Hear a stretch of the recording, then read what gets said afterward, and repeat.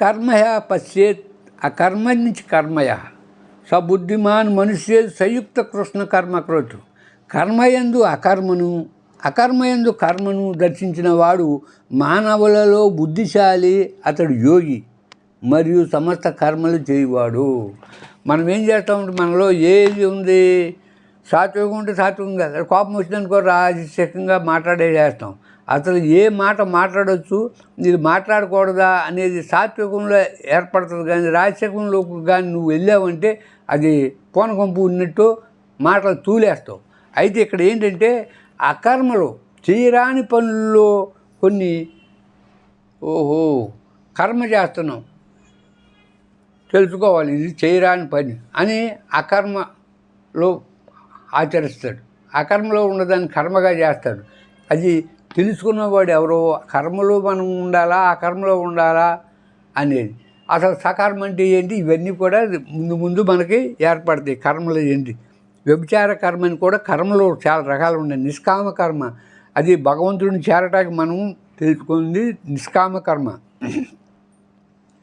నైవ కించిత్ కరోమీతి యుక్తో మన్యేతి తత్వవిత్ పశ్యన్ శృణ్వన్ స్పృశన్ జిగ్రన్ నశనన్ గచ్చన్ స్వపన్ శ్వసన్ ప్రలపన్ విసృజన్ గృహణన్ ఉన్మిషన్ నిమిషన్నపి ఇంద్రియార్థేషు వర్తంతి దారన్. ఇప్పుడు ఏమంటారంటే సమాధి అంటే కూర్చుని కళ్ళు మూసుకుని కూర్చుంటేనే అది సమాధి అనుకుంటాం. కాదు, సమాధి అనేది ఎట్లా ఏర్పడుతుందంటే ఏ విధంగా ఇది అవుద్దంటే నువ్వు నడుస్తున్నా లేకపోతే ఏదైనా చేస్తున్నా ఏదైనా పని చేస్తూనే ఉంటావు, లోన్ భగవంతుడా అనేది అది ఏర్పాటు చేయాలి. ఏ పని చేస్తున్నా కూడా భగవంతుడి మీద భావన ఉండాలి, ఆ భావననే ఇది చేయాలి. ఆ విధంగా గుణాలు ఏ గుణంలో ఉన్నామా ఇవన్నీ మనం తెలుసుకోగలగాలి మనస్సుతో. మనస్సు ఎక్కడ ఉంది ఇప్పుడు నాది అనేది మనసే గ్రహించేది, కళ్ళు చూడవు ఆ మనసుని. అది వదాసీనో గుణైర్యో న విచాల్యతే గుణావర్తంత ఇచ్చేవ యో వతిష్టతి నేంగతే. త్రిగుణములకును వాటి కార్యరూపములైన శరీరేంద్రియ అంతఃకరణ వ్యాపారములకును ఏమాత్రము చెలించక త్రిగుణాతీతుడు ఉదాసీనుని వలె సాక్షి వలె ఉంటాడు. అది ఈ ఉదాసీనుడు అంటే భగవంతునిపై ధ్యాస ఉండి నడిచే యొక్క మనిషి మౌని ఏ విధంగా ఉంటాడంటే అది సహజం, గుణాల లక్షణం. అది కోపంలో ఉండడు, అమ్మాయి కోపంలో ఉంది, మనం కోపడుతుంటే అమ్మాయి రాజశేఖంలో ఉంది అని తెలుసుకుని అంటాడు. అది ద్వంద్వముల అతీతుడు ఒకటేట్లు ద్వంద్వాలు.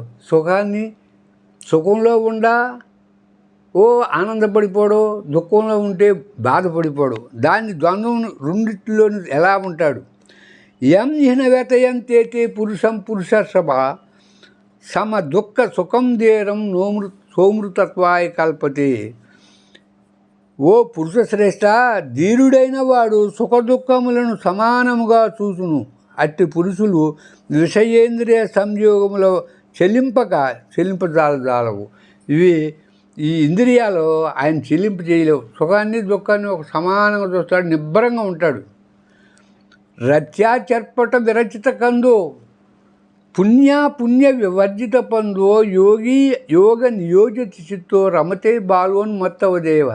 రోడ్డు ప్రక్కన ఉండ గొడ్డ పేరికల్ని వాటిని ఏరుకుంటాడు, అయ్యే గోసి పెట్టుకుంటాడు, అయ్యే నెత్తి కింద సలగడలా పెట్టుకుంటాడు, ఎక్కడో చాట పడుకుంటాడు. ఆకలిస్తే వెళ్ళి ఊళ్ళో చేయి చాపుతాడు. నోరు కూడా ఎప్పుడు భగవంతుల్లోని బాలుడు. పిల్లలకి ఏం తెలియదు, అలా ఆటలో పడిపోతే ఆకలి కూడా మర్చిపోతారు. అట్లా ఈ పిల్లవాడిలాగా ఏం చేస్తాడు, ఎప్పుడు భగవంతుల్లోనే రమిస్తాడు.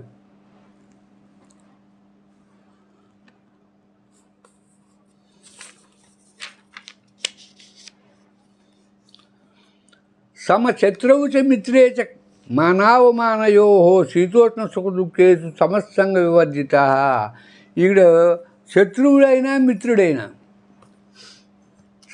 సమదృష్టిలో చూసి ఇది ఆత్మరూపంగా సోహం అనుకుని అదే అతను నేనే అని నీలో ఉన్న ఆత్మను ఏ విధంగా గ్రహించగలిగావో తను ఎదుటి వాళ్ళలో ఉండదు కూడా అదే విధంగా గ్రహించగలిగి శీతోష్ణం చలి బాగా వేస్తుంది.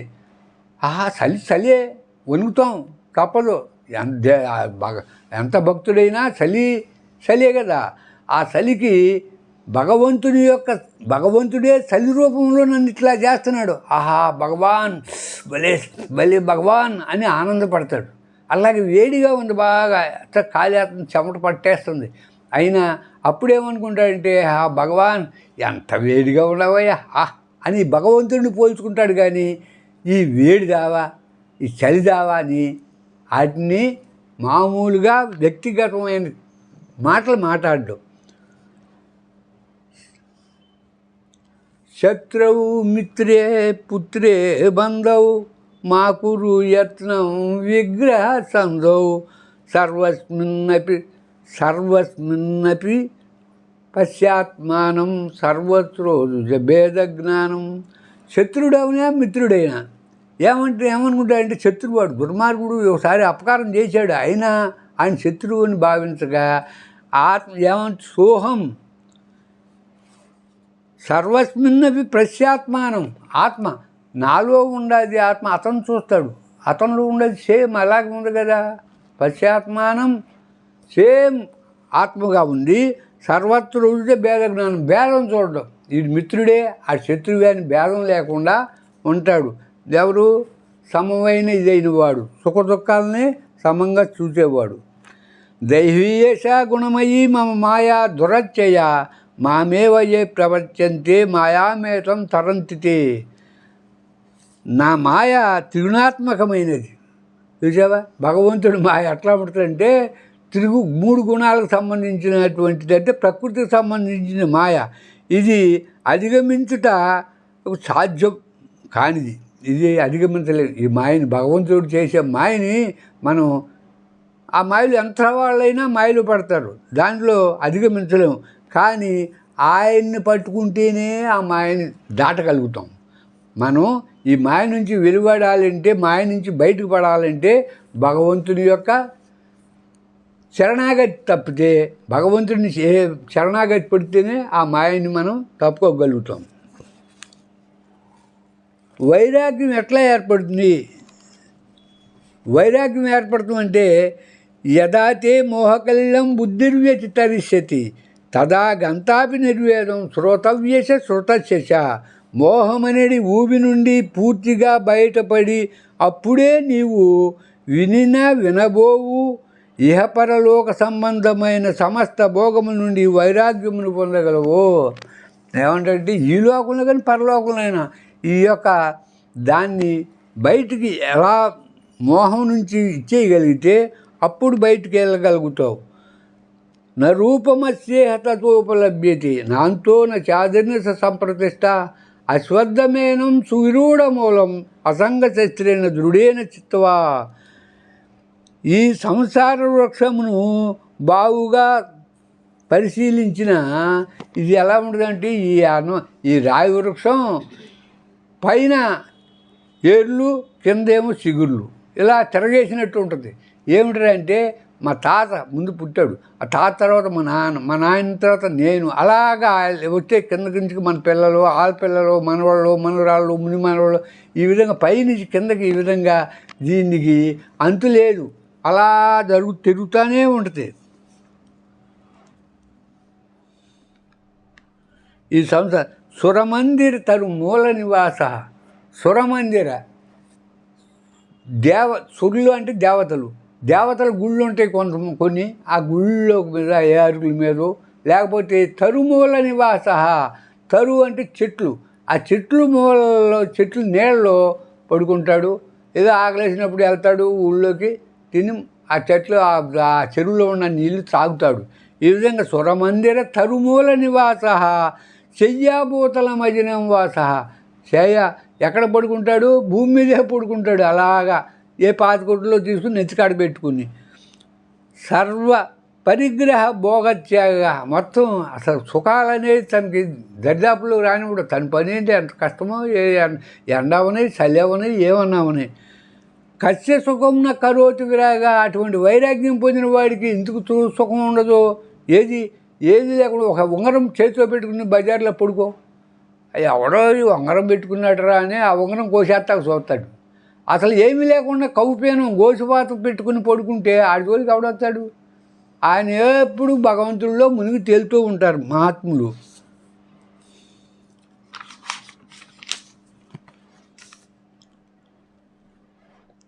వైరాగ్యం ఎవరికి సుఖాన్ని ఇవ్వదు అటువంటి వైరాగ్యం. అయితే ఇక్కడ వైరాగ్యం మోక్షగామికి ఎన్నడూనూ మైథున జీవితం సరిపడదు. మోక్షానికి వెళ్ళాలనుకున్నడికి గృహస్థాశ్రమంలో అయితే ఏంటంటే మనకు కొంత చెయ్యి పట్టుకుని ఆసరాగా పైకి తీసే విధానం గురువు ద్వారా వెళ్తుంది. కానీ దీంట్లో ఏదో ఒకటి అది ఇది అని సంసార గృహస్థాశ్రమంలో ఏమిటి అడ్డంకులు అవుతాయి. అందుకనే కానీ గృహస్థాశ్రమంలో మోక్షానికి వెళ్ళటమే చాలా మంచిది అన్నిటికంటే. ఎందుకంటే ఈ కష్టాలను ఓర్చి ఇవన్నీ కూడా దిగమించుకొని మౌనంగా నవ్వు కింద పెట్టి అలా చేయటం చాలా కష్టమైంది. పూర్ణ వైరాగ్యం కావాలంటే సన్యాసమే శరణ్యం. వైరాగ్యం రాదు గృహస్థాశ్రమంలో, అందుకనే సన్యాసం తీసుకుంటారు. సన్యాసంలోకి వెళ్ళిన తర్వాత భగవంతుడు ఎక్కడ ఉన్నాడు అంతా పుడితే ఇది అన్నాడింటికి అంత మూర్ఖుడు ఇంకోటి లేడు అనమాట. అసలు మోక్షం దేనికి? అది ఎందుకు వచ్చారు? అసలు నీ గృహస్థాశ్రమంలో లభ్యం కావాలి. గృహస్థాశ్రమంలో లభ్యం కానిటువంటి ఏమంటాడు ఇక్కడ నీకు సన్యాసాశ్రమంలో లభ్యం కాదు, గృహస్థాశ్రమంలో లభ్యం కావాలి. కానీ దేనికి? వైరాగ్యం అనేది అడ్డాన్ని వదిలించుకోలేకపోతున్నాను. ఏంట్రా ఎట్టాకు తప్పుకోవాలి మనం ఈ బాధల నుంచి అనుకున్నవాడు ఎవడో సన్యాసం తీసుకుంటాడు. దాన్ని ఆ సన్యాసం తీసుకుని అక్కడ వైరాగ్యం ఏర్పరచుకుంటాడు. ఎందుకని ఎక్కడో ఒక్కడే ఉంటాడు, ఒకడే భిక్షాటనకి వెళ్తాడు, ఒకడే ఎక్కడో పడుకుంటాడు, ఏదో చేస్తాడు, ఎప్పుడు భగవంతుడి తలుపులో ఉంటాడు. ఆటంకాలు ఉండవు. ఇక్కడైతే ఎన్నో పనులు ఉంటాయి. ఆత్మానాత్మ వివేకము కలిగిన తనలో నున్న ఆత్మను కనుగొనుట, నాదోపాసన చేయుట, దశవిధ నాదాలు గ్రహించి అందులో ప్రణవంలో ఉంటా. ప్రణవం అంటే ఓంకారం.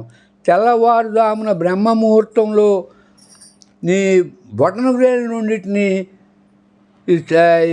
చెవుల రంధ్రాలలో తొనిపి ఈ 4 వేళ్ళని కంటి మీద వేసుకుని కళ్ళు మూసుకుని చూస్తా గమనిస్తూ ఉంటే లోన నుంచి ఒక ధ్వని వస్తుంది, కీర్ కీర్ కీర్మని. ఆ ధ్వని అలాగలా 10 ధ్వనుల కింద మారుతూ ఉంటుంది.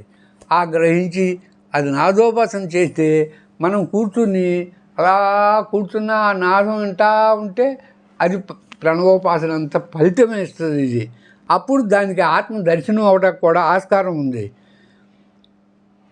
యస్వాత్మరతదేవ స్యాదాత్మతృప్తచ్చ మానవ ఆత్మన్యేవ సంతుష్ట తస్య కార్యం న విద్యతే. ఆత్మలో ఆత్మని మనస్సుతోని ఈ ఆత్మని చూసి గమనించి యస్వాత్మరతదేవస్య ఆత్మ తృప్తి అందులోని తృప్తి పొందుతూ సంతోషపడుతూ అది ఉన్నాడు సన్యాసి యొక్క లక్షణం.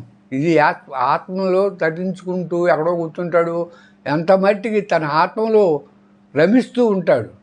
కానీ గృహస్థాశ్రమంలో కర్మ మార్గం, కర్మలు అంటే ప్రతి కర్మని కూడా యజ్ఞరూపంగా మార్చుకుని వంట చేయాలంటే పొయ్యి తుడిచిన కాడి నుంచి బియ్యం ఏరుకుని కూరగాయలు కోసుకుని ఇవన్నీ ఏ పనులు చేసినా దృష్టి ఎక్కడ?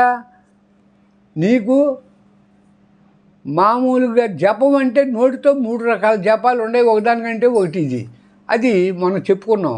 ఆ జపం కంటే కూడా శ్రేష్టమైనది 1000 రెట్లు శక్తిని ఇచ్చేది అజపం.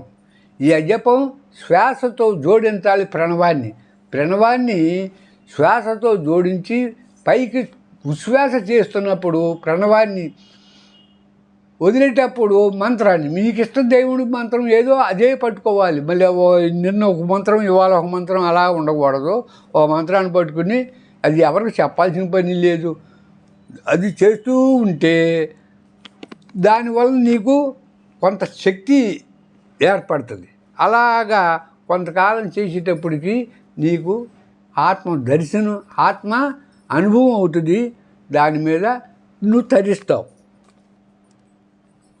విషయాల నుండి బయటపడేట్లు ఈ విషయాలు ఉండే అంటే ఆడు ఇట్లా ఇది గొడవ ఇట్లా ఆ రోడ్డు మీద ఇదన్నీ అది ఇట్లా అన్నారు ఇది ఇట్లా అన్నాడు ఇవన్నీ కూడా మనకి ఈ విషయాలే కూడా మనకి ఒక మురికిలాగా పట్టుకుంటుంది. అది ఎంత మట్టుకు ఆడి వైపు లాగుద్ది కానీ భగవంతుని వైపు రానివ్వదు. ఎవరైనా ఉపన్యాసం భగవంతుని గురించి చెబుతుంటే అక్కడికి వచ్చి నిద్రపోతాడు కానీ ఎన్నవదు ఆ విషయాలు. అందుకని దాని నుంచి తప్పుకునేది ఎట్లా? శృతి విప్రతిపన్నాతే యథాస్థాశ్రితనిచ్చలా సమాధావచలా బుద్ధి తదా యోగం అవాప్ససి. నానా విధములైన మాటలను వినుట వలన ఎన్నో రకాల మాటలు ఇవన్నీ చిన్నప్పటి నుంచి అలవాటు చేస్తారు. తల్లి తండ్రులు అక్కాయిలు చెల్లెళ్ళు వీళ్ళందరూ కూడా అది ఇది ఇది అని. మరి స్కూల్కి వెళ్తాం మాస్టర్లు ఇవన్నీ కూడా విషయానందాలే. ఏమైనా అయోమయమును గురి అవుతాం. ఆ విషయాలు విని అయోమయానికి గురి అయిపోతాం. నీ బుద్ధి పరమాత్మ యందు నిశ్చలముగా స్థిరముగా ఉన్నప్పుడే నీవు ఈ యోగాన్ని పొందగలవు. నీకు ఈ చిన్నప్పటి నుంచి 70 ఇచ్చిన 80 ఇచ్చిన అనుకుంటే అన్ని సంవత్సరాలు చిన్నప్పటి నుంచి ఈ విషయాల్లో మునిగి తేలి అదే మన శాశ్వతం అనుకుని ఈ శరీరమే నాది శాశ్వతం, ఈ కనపడేవన్నీ నాకు శాశ్వతం. అందుకనే అంటాడు నాది నాది అనుకున్నది నీది కాదురా. నాదే ఒకనాటికి అది అదృశ్యమైతేనే ఫలమురా. అసలు నాది అనేది శరీరాన్ని పోల్చుకునేది కాదు. నేనే శరీరం అనుకునుట నరకతుల్యము, నేనే నారాయణుని అనుకునుట మోక్షదాయకం. నేనే భగవంతుణ్ణి అనుకుంటూ పైన మూర్ధస్థానంలో ధ్యాస మనసును పెట్టుకుని ఏం చేయాలి? నేనే భగవంతుని అనుకుంటూ ప్రణవాన్ని రంధ్రాల ద్వారా నాసిక రంధ్రాల ద్వారా శయనింపు చేయాలి.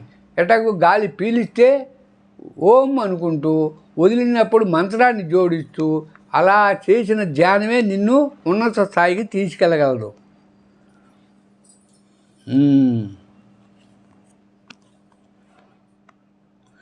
శబ్దాది విషయ నిరోధయజ్ఞం. శబ్దాలు నిరోధించడం. మనం ఇద్దరు మన వ్యక్తులు రోడ్డు అమ్మటి మాట్లాడుకుంటూ చిన్నగా మాట్లాడుకుంటూ వెళ్తున్నారు. పక్క నుంచి లారీ కుయ్యమని మోత మోగింది. ఆ కుయ్యమని మోతను పట్టించుకోరు. అయ్యో ఆటో మోత, లారీ మోత, రకరకాల మోతలు రోడ్డు పక్కన ఉంటానే ఉంటాయి. వాటిని తీసుకోకుండా ఈ పక్కన వాడు మిత్రుడు చెప్పే మాటలను మాత్రం శ్రద్ధగా వింటాడు. నిరోధించాలి. ఎలా నిరోధించాలి? అవన్నీ కూడా ఇంద్రియములను అగ్నులందు హోమం చేయుట, విషయములందలి ఇట్టి దోష దృష్టిచే ఇంద్రియముల ఆయా విషయములపైకి పరుగుడుచుండును.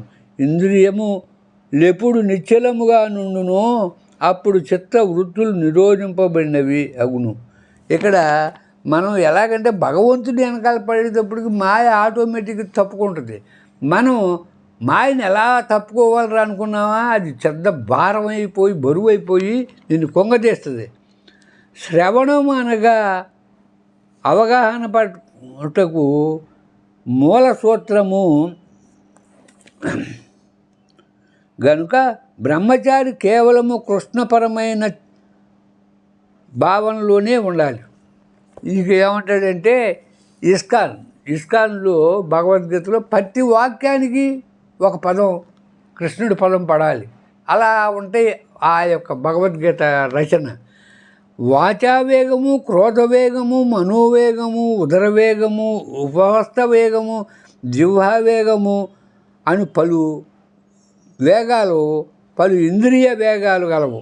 ఈ ఇంద్రియ మనోవేగములను అణచి కలిగిన వాడే స్వామి అంటారంటే స్వామి అంటే ఈ వేగాలను తగ్గించాలి. వాచావేగం గట్టిగా గంభీరంగా మాట్లాడటం, క్రోధవేగం కోపం ఎక్కువ తెచ్చుకుంటాం, ఇవన్నీ కూడా అరికట్టగలగాలి స్వామి అన్నవాడు. శబ్దము, స్పర్శ, రూపము, రుచి, ఘ్రాణము వంటి ఇంద్రియార్థములను ప్రత్యాహారం ద్వారా తరిమేసి దృష్టిని భ్రూమధ్యమును నింపుకుని నువ్వెప్పుడు దీంట్లో నెట్టుకుని ఆ విధంగా ప్రణవోపాసన చెయ్యాలి. కానీ వీటిలో విషయానందాల జోలికి పోకూడదు, పేపర్లు చదవకూడదు, టీవీలు చూడకూడదు. అలాగా శబ్దములు ప్రకృతిలో ఎన్నో విధానం కనిపించును. అవసరం లేని శబ్దములు ఎంత ధ్వనితో వినిపించినను అవసరం గల శబ్దము స్వల్ప ధ్వనితో వినిపించిన స్వల్ప ధ్వని వైపే మనం చూస్తాం కానీ అవసరమైన వాటికి చూస్తాం కానీ అవసరం కాని వాటికి చూడం. ఇట్లా ఏ విధంగా నాదోపాసన ఈ ప్రణవోపాసనలోనే ఇవి ఉంటే భక్తులు